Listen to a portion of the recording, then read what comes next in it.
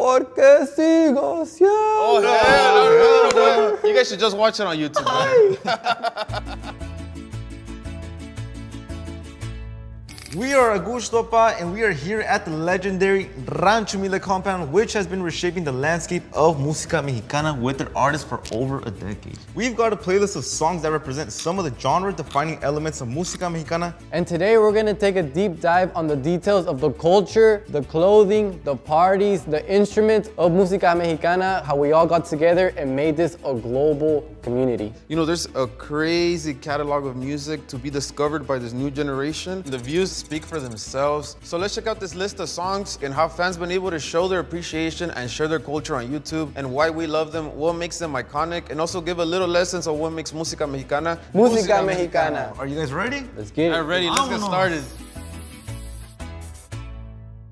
We start our music journey in the 1970s and 80s with Vicente Fernández and Los Tigres del Norte. The grades are the grades for a reason. Now let's pause and talk about La Chona, such an absolute classic. Contaré la historia de una famosa persona.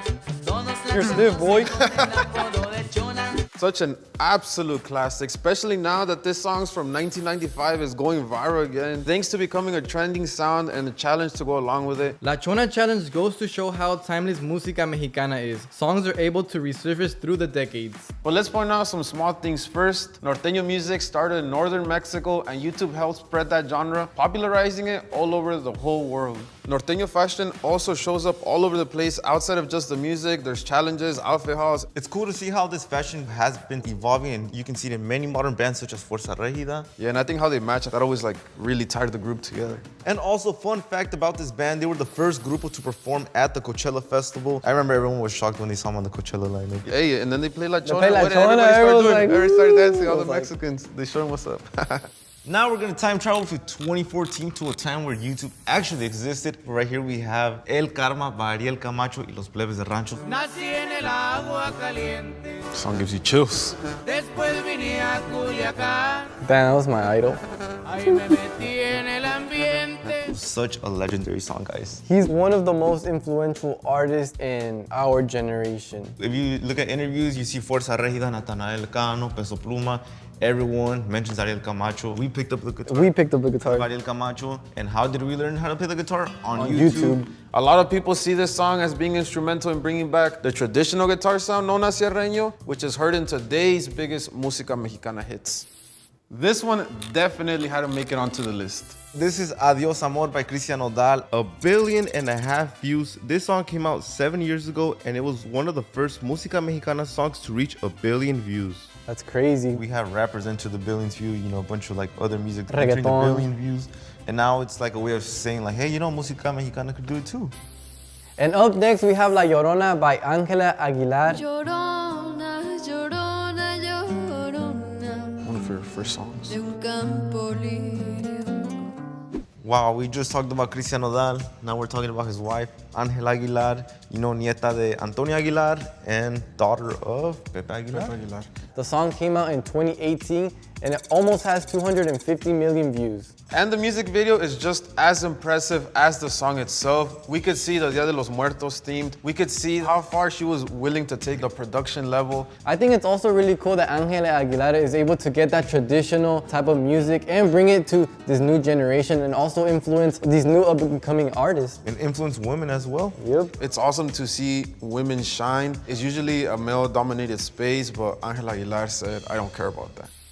Next up from 2019 Crazy. is El Drip by my favorite artist, Natanael Cano. Released by Rancho Humilde, where we're at today. The guitar, crazy. Who did the guitar? Danny Felix? Oh, yeah. With its slang-inspired title and Nata's rap-influenced aesthetic, signaled the arrival of new generation of Mexican artists, including the frequent collaborator Junior H, who makes an appearance in El Drip video. Rap has influenced the music that we listen to now. For example, like the way they dress, the chains. We have like the effects, his head gets bigger, That was all new things that was integrated into this new wave of music. which is now common, you know. And I think this new fashion helped push corridos tumbados out of the regional audience and appeal to international audiences. In April of 2019, Grupo Firme uploaded a series of covers to their YouTube channel filmed in the backyard of a house and very DIY. The songs became hits on YouTube. It led the group to become the first ever Mexican act to perform not 1, 2, 3, 4, 5, 6, but 7 straight sold out shows at the Crypto Arena. After that, they went to the SoFi Stadium for 2 sold out shows, which is really impressive. No Mexican act had come close to that. Up next, we have Grupo Fronteras, No Se Va, which came out on YouTube 2 years ago, and it has Over 640 million views. So a fun fact about the song, it's actually a cover from Colombian song, which is a lot more poppy. It's cool to see that they took over the song and they did it into a live cover of their own Tejano Cumbia hybrid style. Up next, we have Fuerza Regida and Grupo Frontera with the hit song Bebe Dame, something that Fuerza Regida did that was very unique. They started uploading their vlogs on YouTube, and I think that's where like a lot of us as fans, we got to get a greater connection with Fuerza Regida. Up next, we have Javi with La Víctima. The song is not even a year old, and it already has over 350 million views. After getting into a near fatal car accident in 2021, Javi went viral singing a cover from the hospital bed. I feel like that was a very emotional video that he showed us on our podcast. I think it just shows how much passion that he has for music, and he didn't give up, despite the situation he was in. Javi had 4 different singles at the top of the US YouTube charts at one point this year with La Víctima, La Diabla, Poco a Poco, and Modo DND. Up next, we have arguably one of the biggest Música Mexicana songs in modern history. Drumroll. Ella Baila Sola by Eslabón Hermano and Peso Pluma. Bella, ella sabe que está buena, que todos andan mirándola como baila. This song was a hit the minute it dropped. It was the #3 song on YouTube Top Songs of 2023, and now only a year out, it already has over 500 million views. Yup. Pedro Tovar is actually the composer of this song, and I think it was just a beautiful melody where you don't even have to speak Spanish or understand Spanish to vibe with this song. We've talked about a lot of songs throughout this, throughout this list that had a crazy impact, but I think it was all almost leading up to this moment, a truly global success. Another Peso Pluma song from 2023, La Bebe with Young Lucas, is also fast approaching the billion views club. Peso Pluma is one of the biggest artists, not just of Música Mexicana, not just on YouTube, Well, globally. In 2023, he was the #1 most viewed artist in the US. He's been really important in bridging that gap between the US and Latino audiences, and I think that the success that he's been having, well, that really shows this isn't just a fad, it's definitely here to stay and dominate. And to wrap this list up, we have Entre la Maleza by Delilah Cabrera. Y aunque el corazón a mí me pesa, florecer entre la maleza, porque sé que esta tristeza pronto pasará.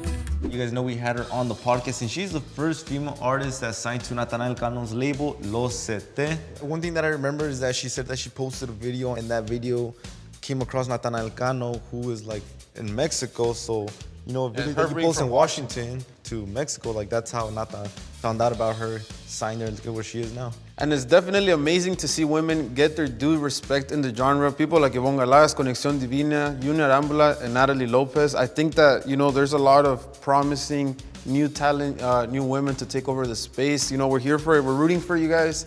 And, stars like Delilah, I think the future is in good hands.